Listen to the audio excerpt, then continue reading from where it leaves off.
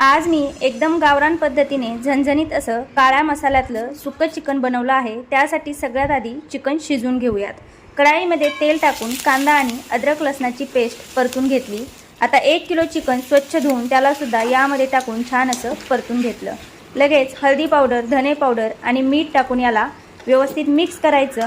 झाकण ठेवून यावरतून पाणी टाकायचं। 5 मिनिटांनंतर चेक केलं तर याला अंगचंच पाणी सुटलं होतं, तरी सुद्धा आणखी गरम पाणी टाकून याला मी शिजवत ठेवलं आहे।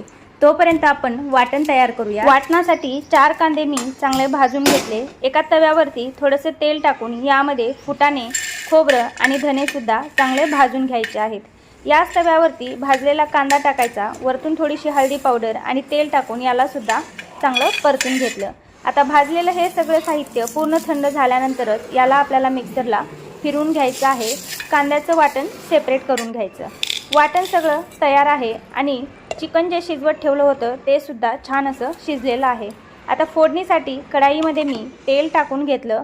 लगेच यामध्ये कांदा आणि अद्रक लसणाची पेस्ट टाकून चांगली परतून घेतली। आता टोमॅटो आणि थोडंसं मीठ टाकून याला सुद्धा टोमॅटो सॉफ्ट होईपर्यंत परतून घ्यायचं आहे। लगेच यामध्ये कांद्याचं वाटण टाकायचं, थोडासा काळा मसाला आणि चिकन मसाला टाकून याला सुद्धा तेल सुटेपर्यंत परतून घ्यायचं। शेवटी यामध्ये फुटाणे आणि खोबऱ्याचं वाटण टाकायचं आणि शिजून घेतलेले चिकन यामध्ये टाकून याला व्यवस्थित असं मिक्स करायचं। चिकन खाण्यासाठी बनवून एकदम परफेक्ट असं तयार झालेलं आहे। तर तुम्ही सुद्धा अशा प्रकारे चिकन नक्की ट्राय